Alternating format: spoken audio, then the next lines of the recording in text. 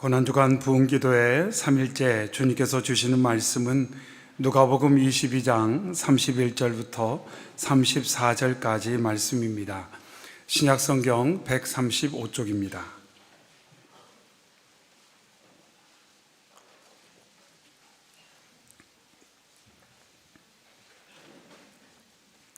누가복음 22장 31절부터 34절까지의 말씀 우리 한 목소리 읽겠습니다.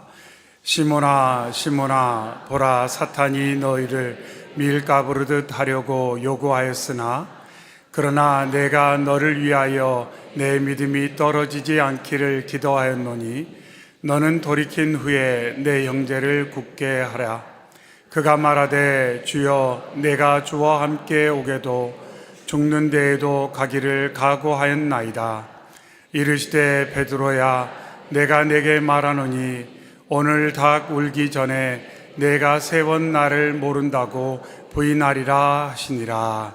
아멘. 드려진 예물 위해서 기도하겠습니다.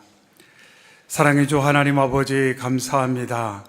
이 귀한 저녁에 저희로 주 앞에 나와 생명의 말씀 의지하여 주님의 음성을 듣고 기도하며 우리의 믿음이 떨어지지 않도록 십자가 붙들게 하여 주시니 감사합니다. 이 시간 귀한 예물 드린 손길이 싸우니 이 예물이 쓰이는 곳곳마다 역사하여 주셔서 복음이 증거되게 하시고 예수 사랑이 나타나게 하시고 믿음이 세워지는 귀한 역사가 있도록 축복의 예물 삼아 주시옵소서.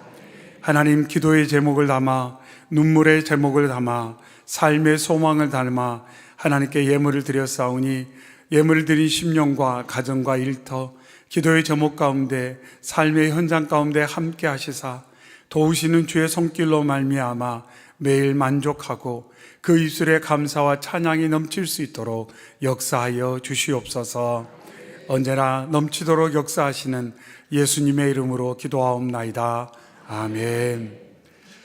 할렐루야. 아멘. 우리 자외 계신 성도님들 격려함 인사 나누겠습니다. 주님께서 함께 하십니다. 힘내십시오.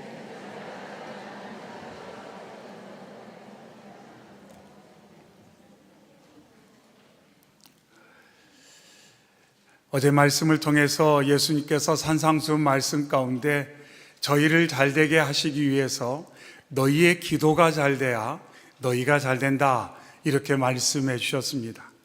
기도가 안 되는데 삶이 잘 될 수가 없고, 기도가 안 되는데 삶이 잘 된다고 느낀다면 그것은 위기라고 말씀을 나누었습니다. 그러면서 예수님께서는 2가지를 늘 주의해야 된다, 이렇게 말씀하셨습니다. 기도할 때 2가지 모습이 있지는 않은지 늘 살펴야 된다. 하나는 바리새인과 같은 모습입니다. 기도하면서 초점을 하나님께 두지 못하고 다른 데 둘 때 그 기도는 바른 기도가 아니다 말씀하고 있습니다. 안타깝게도 바리새인들은 사람에게 보이려고 기도를 했습니다. 사람을 의식하며 기도했습니다.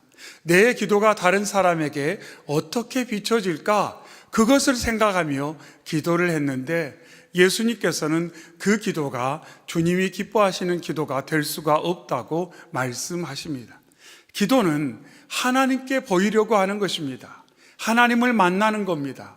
하나님께 내 삶의 모든 것을 아뢰고 하나님을 의지하는 것이 바로 기도. 그래서 예수님께서는 골방을 말씀하셨던 것입니다. 하지만 안타깝게도 바리새인들은, 종교 지도자들은 길거리에 나아가 사람들 앞에서 큰 소리를 지르며 자기를 과시하듯 기도하였습니다. 결코 기도가 그런 모습이 되어서는 안 된다, 주님 말씀하셨습니다. 또한 예수님께서는 또 하나를 경계하셨는데 그것은 이방인들의 기도입니다. 중언부언하는, 횡설수설하는 기도여서는 안 된다. 마땅히 기도의 중심이 있어야 되는데 그 기도의 중심이 없이 마치 허공에 떠 있는 것 같은, 내가 무슨 말을 하는지조차 살펴보지 못한 채 그냥 쏟아내는 그러한 기도는 주님께서 받기 어려우시다, 이렇게 예수님께서 말씀을 하셨습니다. 그러면서 예수님께서 하나님께서 기뻐 받으시는 기도는 어떤 거냐? 하나님을 아는 기도다, 이렇게 말씀하셨어요.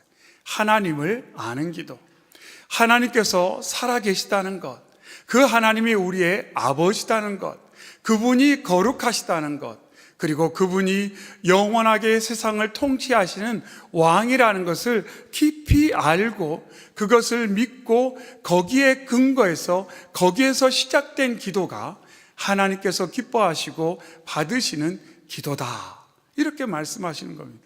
그래서 말씀 가운데도 하나님께 나아가는 자는 그가 계시는 것과 그가 자기를 찾는 자들에게 상 주시는 이심을 믿어야 한다고 분명 말씀하셨습니다. 기도가 바로 그런 것입니다. 기도의 자리에 나아가는데 하나님이 계신지 안 계시는지, 하나님이 어떤 분이신지에 대한 전혀 이해도 믿음도 없이 우리가 만일 기도를 한다면 그 기도는 허공을 치는 기도가 될 가능성이 많다는 것입니다. 아울러서 하나님께서 기뻐 받으시는 기도는 그 하나님에 대한 온전한 신뢰를 가지고 좋은 관계 속에서 드려지는 기도가 바로 하나님이 받으시는 기도다, 이렇게 예수님 말씀해 주셨습니다. 오늘도 기도의 자리, 은혜의 자리에 나온 저희 모두가 주시는 말씀을 잘 기억해서 정말 내 기도가 하나님이 기뻐하시는 기도인지, 정말로 하나님께서 인정하실 수 있는 기도의 내용을 가지고 있는지, 아니면 종교 지도자들처럼 뭔가 다른 것에 시선을 빼앗긴 기도는 아닌지, 아니면 이방인들처럼 내가 무슨 말을 하고 있는지조차 알지 못하고 그냥 쏟아버리는 그런 기도는 아닌지 늘 점검하여 우리의 기도가 하나님께 영광이 되는 기도, 능력 있는 기도, 응답 있는 기도가 되시기를 주의 이름으로 축원합니다. 아멘. 오늘 본문의 말씀은 예수님께서 제자들과 최후의 만찬을 나누시고 이후에 주신 말씀입니다. 예수님께서는 먼저 제자들에게 그들의 영적인 상황이 어떠한지를 말씀하고 계십니다. 31절에 시몬아 시몬아 보라, 사탄이 너희를 밀가부르듯 하려고 요구하고 있다, 이렇게 예수님 말씀하고 있습니다. 여기서 예수님께서는 시몬아, 즉 베드로를 바라보며 말씀하고 있지만 그것은 베드로만의 상황이 아니라 모든 제자들, 아니 이 땅에 발을 딛고 살아가는 저희 모두가 경험하고 있는 상황임을 예수님께서 말씀하고 있습니다. 그러면서 사탄이 하는 일을 두 가지로 말씀하는데 밀 까부르듯 한다, 그리고 요구한다, 이렇게 말씀합니다. 여기서 밀 까부르듯이라는 표현은 채를 흔든다, 이런 뜻이에요. 알곡과 쭉정이를 구별하기 위해서 계속해서 채를 많이 흔드는 것. 생각해 보니까 내가 나달이라 생각을 하면 이제 탈곡 과정을 거치는 입장이라고 한다면 너무 힘들 것 같아요. 그렇지 않습니까? 뭔가 그냥 지금까지 잘 지냈는데 갑자기 채 위에 올려놓고 계속 흔드는 거예요. 계속 흔드는 거예요. 우리의 영적 상황이 그렇다는 거예요. 악한 영적 세력이 우는 사자처럼 두루 삼킬 자를 찾는데 그것이 시간을 정해놓고 몇 시간 동안 하고 몇 시간은 쉬고 그런 게 아니라는 거예요. 그래서 언젠가 그런 이야기 있잖아요. 사탄이 언제가 제일 바쁘다고요? 주일 오전 11시에 제일 바빠요. 왜냐하면 그 시간에 모든 성도들이 가장 많이 예배를 드리는 시간이니까. 아마 이 시간에도 악한 영적 세력은 무지 바쁠 거예요. 한 사람이라도 예배 못하게 하려고, 기도 못하게 하려고, 하나님 임재 가운데 나가지 못하게 하려고, 하나님이 기뻐하시는 기도를 못하게 하려고 우는 사자처럼 산길자를 차고 마치 채를 막 흔드는 것처럼 못 살게 군다는 거예요. 여러분, 한 사람 한 사람을 지금 악한 영적 세력이 계속 못 살게 군다는 거예요. 계속 못 살게 군다는 거예요. 그것을 예수님께서 말씀하고 있습니다. 그러면서 또한 요구하다, 이렇게 말합니다. 여기서 요구한다는 것은 어떤 대상을 자신의 지배에 들어가도록 계속해서 노력한다, 이런 뜻이에요. 내 통제, 내 지배에 두려우고 계속해서 못살게 구는 것, 그것을 말하고 있습니다. 악한 영적 세력은 어떠하든지 제자들을 예수님으로부터 분리시키고 자신의 통제 아래 두려고 믿음의 실패자, 배신자를 만들려고 집요하게 노력하고 있다는 것입니다. 예배에 실패하게 하려고, 기도에 실패하게 하려고, 찬양에 실패하려고 하려고, 전도에 실패하게 하도록 계속해서 악한 영적 세력이 공격하며 자신의 통제 아래 두려고 그들의 믿음이 실패하도록 집요하게 공격하고 있다, 이렇게 말씀하고 있습니다. 예수님께서는 이처럼 베드로를 비롯한 모든 제자들에게 그들이 지금 심각한 영적 상황에 있다는 것을 알려주셨습니다. 그러면서 자신의 연약함을 알고 깨어지지 않는다면 결국에는 실패할 수 없다는 것을 예수님께서 말씀해 주셨어요. 그런데 이미 가룟 유다는 그러한 상황에 다다르고 말았습니다. 본문 앞 3절과 4절에 12 중에 하나인 가룟인이라 부르는 유다에게 사탄이 들어가니 이에 유다가 대제사장들과 성전 경비대장들에게 가서 예수를 넘겨줄 방도를 의논하였다, 이렇게 본문 앞에 기록하고 있습니다. 이미 가룟 유다는 예수님을 팔아 넘길 계획을 구체적으로 진행을 하고 있었어요. 근데 말씀에는 뭐라고 또한 표현됐냐면 사탄이 들어가니. 근데 이거는 설명하기가 참 쉽지가 않습니다. 왜냐하면 영적 세상을 우리가 아는 어떤 물리적 개념으로 사람이 집에 들어가는 것처럼, 어떤 방에 들어가는 것처럼 그렇게 이해하기가, 설명하기가 참 부적절하기 때문에 이 본문 말씀 가운데 유다에게 사탄이 들어갔다, 이거를 설명하기란 참 쉽지 않다는 겁니다. 근데 중요한 것은 이 유다가 어느 순간 그 믿음이 떨어져서 예수님으로부터 등을 돌린 채 이제 예수님을 배반할 구체적인 일을 그가 적극적으로, 주도적으로 진행하고 있다는 것은 분명하다는 것입니다. 그리고 나서 예수님과 함께 성만찬에, 최후의 만찬에 참여를 하게 됩니다. 그리고 나서 이렇게 본문 마태복음 26장에서는 예수를 파는 유다가 대답하여 이르되 랍비여 나는 아니지요, 이렇게 대답을 합니다.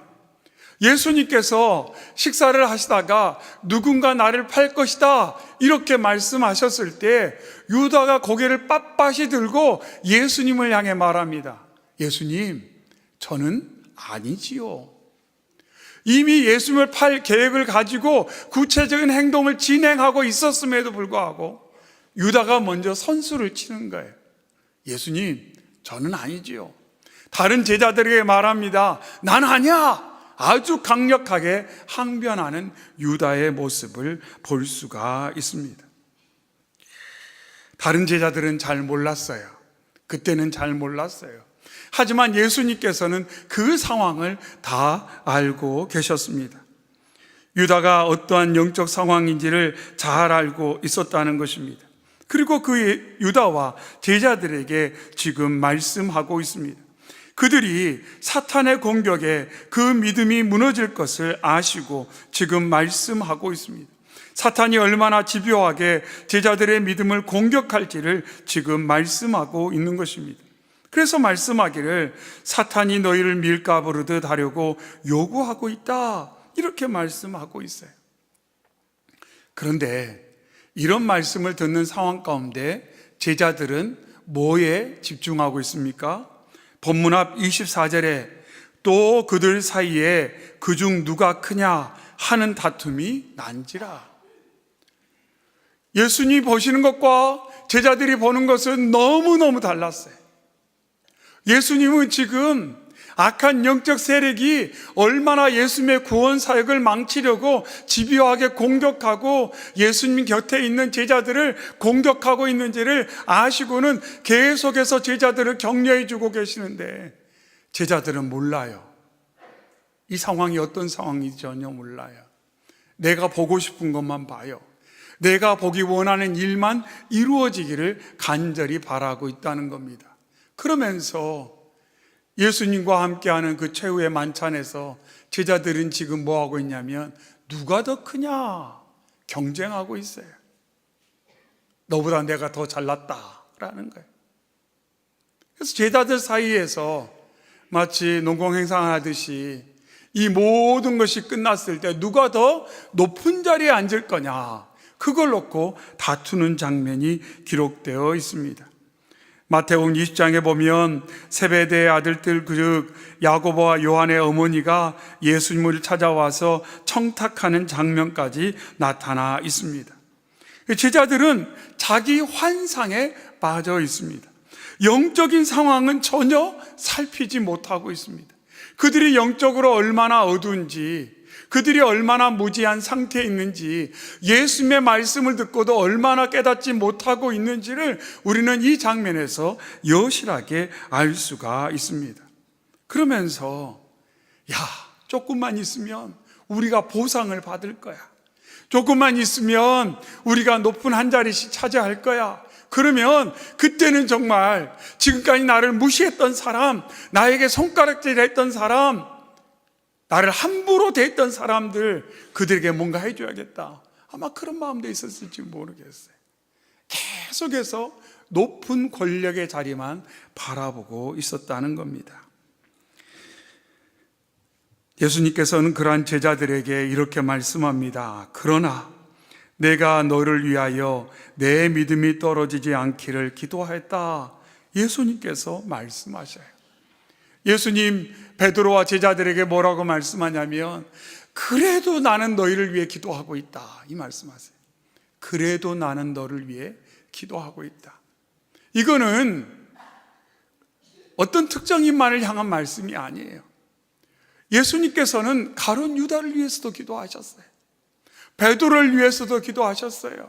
치맛바람을 일으킨 세베대의 아들들을 위해 기도하셨어요. 믿음이 연약한 도마를 위해 기도하셨어요. 모든 제자들, 모든 심령들을 놓고 예수님께서 계속 기도하고 있음을 우리는 이 말씀에서 확인할 수가 있습니다. 그러면서 예수님께서 세 가지를 위해 기도하십니다. 첫 번째는 제자들의 믿음이 떨어지지 않기를 기도하셨어요. 믿음이 떨어지지 않기를 기도하셨어요. 여기서 떨어진다는 것은 쇠하다, 그치다 이런 뜻이에요. 마치 해와 달이 그 빛을 잃어 약해지고 어두워지는 것 같은 그것을 의미하고 있습니다. 점점 약해지는 거예요. 기운이 빠지는 거예요. 힘이 없어지는 것이에요. 상실하는 거예요. 그것을 놓고 예수님께서 계속 기도하셨다는 것입니다. 예수님께서는 제자들의 믿음이 약해지지 않고 사라지지 않고 굳건해지기를 위해서 간절하게 기도하셨어요. 우리가 사순절 온 사순절 할 때 온은 붙어 있어서 계속 연결되어서 활력이 넘치고 힘이 공급되어지고 살아나는 것이 온이라고 말했는데 제자들의 지금 상태는 온이 아니에요. 오프 상태예요. 점점 꺼져가고 있어요. 점점 꺼져가고 있어요. 그들 스스로는 켜질 것이다. 앞으로 얼마 지나지 않으면 놀라운 일이 내 삶에 일어날 것이다 라고 생각하고 막 희망에 부풀어 있었지만 실제로 그들의 믿음은 점점 꺼져가고 있었다는 거예요. 세상의 부귀영화에 대한 기대가 커지니까 예수님에 대한 믿음은 점점 꺼져가더라, 이렇게도 볼 수가 있습니다. 또한 예수님께서는 제자들이 돌이키기를 소망하며 기도하셨어요. 여기서 돌이킨다는 것은 무엇에게로 돌아오다 이런 뜻이에요. 개종하다, 예배가 회복된다 이런 뜻이었어요. 예수님께서는 제자들이 하나님께 돌아오기를 간절히 기도하고 계시다는 거예요. 제자들이 하나님께로 돌아오기를 간절히 기도하고 계신다, 이렇게 오늘 말씀에서 일러주고 있습니다. 예수님께서 무엇을 놓고 기도하느냐? 첫 번째, 그들의 믿음이 꺼지지 않기를. 다르게 표현하면 그들의 믿음의 불길이 활활 타오를 수 있도록 예수님께서 기도하셨고, 그것을 위해 그들이 하나님께 돌아오기를 간절히 기도하셨다는 거예요. 우리의 인생이 활활 타오른 것은 우리의 능력으로 할 수가 없어요. 언제가 말씀드렸죠? 따뜻한 물에 옮기는 물의 소유가 아니에요. 내 삶 가운데 뭔가 열기가 있다고, 뭔가 좋은 것이 있다고, 그것이 내 거라고 착각하면 안 된다는 거예요. 하나님께 공급받을 때만 좋은 것이 우리 안에 머물 수가 있는 것입니다. 그래서 예수님께서는 제자들을 위해 간절히 기도하셨어요. 저들이 하나님께 돌아오기를, 저들의 기도가, 저들의 예배가 회복되기를 예수님께서는 간절히 기도하셨다, 이렇게 말씀하고 있습니다. 그러면서 세 번째로 예수님께서 기도하신 것은 제자들이 이처럼 하나님께로 돌아와 그들 안에 하나님이 공급하시는 것이 활활 타오를 때 내 형제를 굳게 하라, 이렇게 말씀하셨어요. 하나님께로 돌아와 그 믿음이 떨어지지 않고 그 믿음이 강력해진 사람들은 어떤 삶을 사냐면 형제를 굳건하게 해준다. 바르게 표현하면 성경에서는 덕을 세운다, 이 표현도 같은 의미라고 볼 수가 있습니다. 덕을 세운다는 것은 건축 용어예요. 누군가의 삶을 세워준다는 겁니다. 건축한다는 거예요. 우리의 삶 가운데 가족들의 삶을 세워주고 싶어요. 자녀들의 삶을 건축해주고 싶어요. 믿음이 연약한 성도들을 양육해서 우리가 세워주고 싶어요. 근데 그 모든 것의 시작점은 어디냐면 믿음이 떨어지지 않고 하나님께 돌아가 우리의 기도가 하나님 안에서 온전해질 때 우리의 믿음이 활활 타오르고 그때야 누군가를 세워줄 수가 있다, 이렇게 예수님께서 말씀해 주고 있습니다. 그런데 이 예수님의 말씀을 듣고 베드로가 또한 어떻게 응답을 합니까? 33절에 그가 말하되 주여 내가 주와 함께 오게도 죽는 데에도 가기를 각오하였나이다, 이렇게 말하고 있어요. 대단하죠? 이 33절의 말씀을 딱 보면 이방인의 기도와 거의 같아요. 자기가 무슨 말을 하는지 몰라요. 자기가 무슨 말을 하는지 몰라요. 자기가 할 수 있는 말을 해야 되는데 자기가 이렇게 할 수 있다는 착각 속에서 말을 해버려요. 자기를 과신해요. 허영심에 들떠서 말을 한다는 거예요. 내가 이러한 존재인 것처럼 내 스스로 착각을 하는 거예요. 자기를 몰라요. 그러니까 이런 말을 해버리는 거예요. 자기를 몰라요. 내가 어떤 존재인지를 몰라요. 내가 얼마나 연약한 존재인지를 몰라요.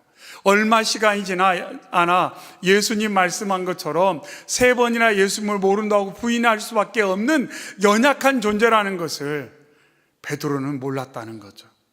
어떤 상황이 돼서 실제적으로 그것이 내 삶 가운데 부정할 수 없는 방식으로 나타날 때에만 인정하는 것이 사람의 연약함이라는 것도 여기서 알 수가 있습니다. 사람은 자기를 잘 몰라요. 나를 잘 몰라요. 내가 어떤 존재인지 잘 몰라요. 그래서 어떤 실패, 어떤 연약함이 부정할 수 없는 방식으로 나타났을 때, 아, 내가 육체의 정욕에 이끌려 사는 사람이구나, 안목의 정욕에 이끌려 사는 사람이구나, 이생의 자랑에 이끌려 사는 사람이구나, 오라 공고한 나의 육체의 이 한계 가운데 내가 삶을 살고 있다는 것을 그제야 깨닫게 된다는 것입니다. 그런데 그때까지는 몰라요. 많은 사람들이 몰라요. 어떤 사람이 아는가? 아까 말씀드린 것처럼 하나님께로 돌아가 하나님과의 깊은 관계 가운데 살며 하나님의 조명을 경험한 사람만이 그 조명의 빛 아래서 자기를 알아가게 되는 거예요. 나는 빛의 근원이 아니에요. 그래서 나는 나를 알 수가 없어요. 내 마음 어두운 깊은 곳에 뭐가 있는지 나는 밝히 그것을 볼 만한 능력이 없다는 거예요. 우리 하나님께서, 예수님께서, 성령께서 말씀으로 내게 조명해 주실 때, 이렇게 밝은 빛이 비쳤을 때 우리가 뭔가를 보게 되는 것처럼. 근데 언젠가 말씀드렸죠. 이게 잘 보이는 것 같은데요, 이렇게 현미경으로 보면 한 100배만 돼도 잘 안 보여요. 잘 안 보인다는 것은 어떤 의미냐면, 좀 설명하기가 쉽지 않은데, 100배로 이 광학 현미경으로 딱 보기 시작하면 빛이 부족해요. 그것을 볼 만한 빛의 양이 안 돼요. 그래서 이 현미경으로 볼 때는 강력한 빛을 계속 공급해 주면서 봐야 거기 안에 있는 확대된 것을 보게 된다는 거죠. 그러니까 더 자세히 보려면 많은 빛이 필요해요. 더 자세히 보려면 많은 빛이 필요해요. 온전히 보려면 많은 빛이 필요해요. 그런데 그 빛은 내 안에 없어요. 너 안에 없어요. 오직 빛이신 예수님, 성령님, 우리 하나님께서 우리의 삶 가운데 역사해 주실 때만 우리는 우리 자신의 실체를 깊이 깨닫고 그것을 우리가 인정하고 겸손하게 주님을 의지하며 의존하며 믿음의 삶을 살아가게 된다는 것을 여기서 알 수가 있습니다. 오늘 말씀을 통해 예수님께서는 다시 한번 저와 여러분이 얼마나 잘 되기를 바라시는지를 우리가 말씀 속에서 확인했습니다. 그런데 오늘 말씀을 쭉 묵상하고 준비하는 중에 엉뚱한 질문이 하나 들었어요. 예수님께서 제자들을 위해 계속 기도하셨잖아요. 자, 그러면 예수님의 기도는 언제 응답받으신가요? 예수님도 기도하시면 응답이 있을 거 아니에요. 그 기도회가 내용이 현실로 나타나는 어떤 시점이 있지 않겠습니까? 자, 예수님이 기도하시는데 유다는 가서 예수님 팔아버리네요. 아이고, 최후의 만찬 나누면서 예수님께서 성찬을 제정하시고, 야, 우리가 주일에 이제 나누지 않습니까? 너희를 위해 찢는 내 살이다, 떡을 나누시고, 너희를 위한 피다, 잔을 나누시는데, 그러고 나서 보니까 막 싸워요. 서로 크다고. 예수님 그렇게 기도하셨는데 정반대의 사건이 계속 일어나는 거예요. 베드로는 눈을 바짝바짝 하면서 한다는 이야기가, 예수님이 죽는 길에 가더라도 제가 따라가겠습니다. 각오가 돼 있습니다. 불과 몇 시간 지나지 않아 예수님 모른다고 부정할 그 베드로가 막 허영심에 들떠가지고, 예수님 걱정하지 말라니까요. 자기가 누군지도 몰라요. 그런 제자들을 볼 때 한편으로 우리의 입장에 생각해 볼 때, 내가 그렇게 기도했는데 제자들은 왜 아직 이 모양이냐? 이 마음이 들 수도 있겠지만 예수님은 그러지 않았다는 거예요. 오늘 말씀의 이면 가운데는 예수님의 기도와 예수님의 기도가 성취되는 어떤 시점에 이 간격을 생각해 볼 필요가 있습니다. 예수님께서 말씀으로 사람들을 치유하시지 않습니까? 예수님의 말씀 한마디로 놀라운 이적이 일어났어요. 처음으로 돌아가면 예수님의 말씀으로 세상이 창조되었어요. 그런데 예수님께서 기도하셨지만 제자들 안에서 일어나는 변화는 아주 더디게 느껴질 수도 있고, 아니 응답되지 못한 어떤 상황인 것처럼 보인 면도 있었다는 거예요. 우리는 여기서 중요한 것을 깊이 살펴볼 필요가 있습니다. 깊이 살펴볼 필요가 있어요. 그런데도 예수님은 기도하시고 또 기도하셔요. 기도하시고 또 기도하셔요.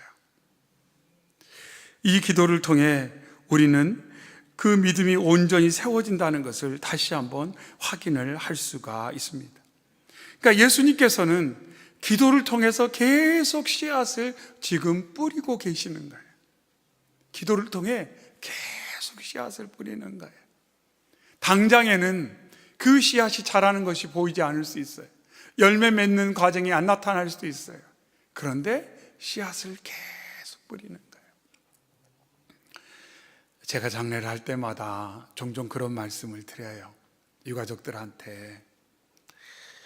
장례 마치고 삶의 자리로 돌아가서 좋은 일이 많이 생길 텐데, 좋은 일 생길 때 내가 잘해서, 내가 노력해서 이런 일이 생겼다 생각하시기 전에 우리 아버님, 우리 어머니, 우리 할아버지, 할머니께서 기도 많이 해주셔서 그 기도의 씨앗을, 그 기도의 유산을 내가 지금 누리고 있다는 것을 결코 잊지 않으셨으면 좋겠습니다.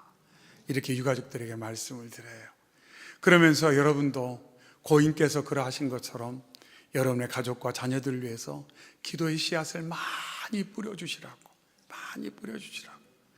당대에 그것을 여러분들이 그 어떤 열매를 다 거두지는 못할지 모르지만 그 기도의 씨앗은 결코 사라지지 않기 때문에, 하나님께서 다 듣고 계시기 때문에 여러분의 자녀의 믿음이 떨어지지 않도록, 여러분의 자녀가 영적 무지로부터 벗어나 그 믿음이 새로워져서 그들이 정말로 주께로 돌아가서 주님과 연합하고 그들이 정말 겸손한 마음으로 주님을 따라가는 하나님의 백성, 어제 말씀으로 나눈 것처럼 하나님께서 나의 아버지시요, 하나님께서 거룩하신 분이요, 하나님께서 나의 왕이심을 믿고 따라가는 자녀가 될 수 있도록, 자녀성이 될 수 있도록, 귀한 심령들 될 수 있도록 또한 계속해서 많이 기도해 달라고 늘 언제나 장례 때마다 유가족들에게 부탁을 드립니다. 오늘 그 모습이 예수님께 나타났어요. 예수님께서 계속 씨를 뿌리는 거예요. 계속 씨를 뿌리는 거예요. 더디게 열매가 맺혀지는 것 같다고 해서 예수님은 실망하지 않아요. 그러고 나서 부활하시고도 베드로를 딱 만나고, 네, 너 그럴 줄 알았다, 내가 말한 대로 너 나 정말 3번 부인했더라, 이런 말씀 안 하시잖아요. 그렇잖아요. 예수님 뭐라 그래요? 그래도 너 나 사랑하지? 물어보시는 거예요. 믿음이 떨어지지 않게 하시고자 그의 믿음을 세워주시려고, 그가 하나님께 돌아갈 수 있도록 끝없이 격려해주고 기도의 마음으로 제자들을 대하시는 예수님을 볼 수가 있어요. 그 예수님께서 저와 여러분을 위해 오늘도 기도하고 계신 줄로 믿습니다. 우리의 믿음이 떨어지지 않도록, 우리가 주께로 돌아갈 수 있도록, 우리가 영적인 허영심에서 벗어나서 우리의 연약함을 깊이 깨닫고 언제나 겸손하게 하나님 앞에 나아가 기도할 수 있게 하시고자 예수님께서는 계속해서 기도하시고, 로마서 8장에 있는 것처럼 성령께서 말할 수 없는 탄식으로 저와 여러분을 위해 기도하시는 줄로 믿습니다. 그 음성이 들리면, 그 예수님의 기도가, 그 성령님의 탄식이 느껴지기 시작하면 그때부터 신앙생활이 힘있게 되는 거예요. 아, 하나님이 나를 위해 기도하고 계시는구나. 나를 잘 되게 하시고자, 복되게 하시고자, 내 연약함을 아시고 내가 미처 깨닫지 못하는 나의 부족함을 아시고 성령께서 나 잘 되라고 눈물을 흘리며 기도하시는구나, 탄식하시는구나. 그것을 알면, 그것이 느껴지면 그때부터 믿음 생활은 힘있게 진행되는 거예요. 이 저녁에 기도할 때 우리가 홀로 기도하는 것 아니지 않습니까? 성령께서 도와주시고 붙들어 주시고 인도해 주실 줄로 믿습니다. 그래서 이 저녁에 우리의 마음 깊은 곳을 보고 우리가 온전히 주께 나와 주님의 도우심을 구함으로 우리의 믿음이 온전히 새로워지고 회복되어지고 하나님께서 예비하신 귀한 것들로 채워지는 복된 역사가 있기를 주의 이름으로 축원합니다. 아멘. 사랑의 주 하나님 아버지, 감사합니다. 이 귀한 저녁에 저희를 주께로 인도하여 주셔서 생명의 말씀을 통해 예수님과 3년 동행했음에도 불구하고 예수님이 누구신지도 잘 모르고 예수님의 말씀에 귀도 잘 기울이지 않고 예수님이 걸어가시려고 하는 고난의 길은 바라보지 않은 채 그저 내가 원하는 것이 이루어질 만을 기다리며 허황된 생각과 허영심에 젖어서 서로 다투기 바빴던 제자들의 모습, 그러나 그 모습 보시면서도 끝까지 사랑하시고 그들을 위해 기도해 주신 예수님의 모습을 보여주시니 감사합니다. 그 주님께서 오늘도 변함없이 끝까지 저희 한 사람 한 사람을 사랑해 주시고 말할 수 없는 탄식으로 위해서 기도해 주신 줄로 믿사오니 그 주님의 기도를 듣는, 그 주님의 기도를 알아가는 저희 모두가 되게 하여 주시옵소서.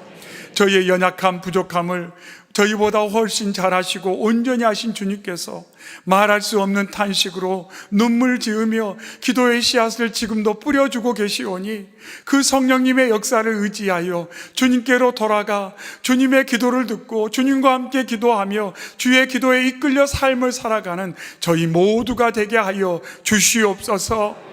하나님, 이렇게 기도를 통해 우리의 믿음이 세워질 때 그때 주님의 기도를 힘입어 나도 누군가를 위해 기도하는 기도자가 될 줄로 믿사오니 하나님, 우리의 신앙생활이 그런 한 걸음 한 걸음 나아가 누군가를 붙들고 누군가를 잘되게 하고자 성령님과 함께 기도하는 저희 모두가 될 수 있도록 인도하여 주시옵소서. 하나님, 잃어버린 영혼을 위해 기도하는 저희 되기를 원합니다. 하나님, 고통 가운데 이 땅 백성들을 위해 기도하는 저희가 되기를 원합니다. 전쟁과 자연재해 가운데 고통받고 있는 이들을 위해 기도하는 저희가 되기를 원합니다. 땅끝까지 나아가 복음을 증거하며 눈물을 흘리며 예수 사랑을 증거하는 선교사님들을 위해 기도하는 저희가 되기를 원합니다. 이날에도 핍박받고 있는 그리스도인들을 위해 기도하는 저희가 되기를 원합니다. 그리고 그들에게 예수 사랑을 흘려보내고자 하나님, 나에게 있는 모든 것이 하나님 주신 선물인 줄 알고 나의 것을 나누고 나의 안에 있는 것을 흘려보낼 수 있는 하나님 믿음의 결단도 있을 수 있도록 주여 역사하여 주시옵소서.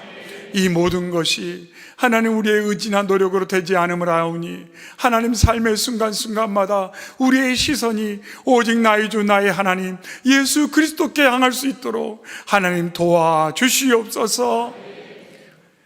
지금은 우리 주 예수 그리스도의 은혜와 하나님 아버지의 그 크신 사랑하심과 성령의 내주 교통하심이 연약한 제자들을 바라보면서 그들의 믿음이 떨어지지 않기를 간절히 기도하시면서 우는 사자처럼 두루 삼킬 자를 찾는 악한 영적의 공격 가운데 제자들의 믿음을 세워주시고자 끝없이 기도하시고 탄식하시고 성령으로 역사하시는 주님만 바라보고 주님의 기도 음성 따라 기도자로 살기를 소망하는 모든 성도들의 심령과 가정과 일터 위에 몸된 교회 위에 오늘도 기도하며 복음 들고 땅끝에 나가 애쓰고 수고하는 모든 종들 위에 이제부터 영원토록 항상 함께 하시기를 간절히 축원하옵나이다.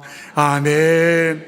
오늘 주신 말씀 가지고 우리 주여 한번 크게 기도하고 기도하시는 주님의 음성을 의지하여 우리가 말할 수 없는 탄식으로 주님과 함께 기도하며 나아가겠습니다. 주여!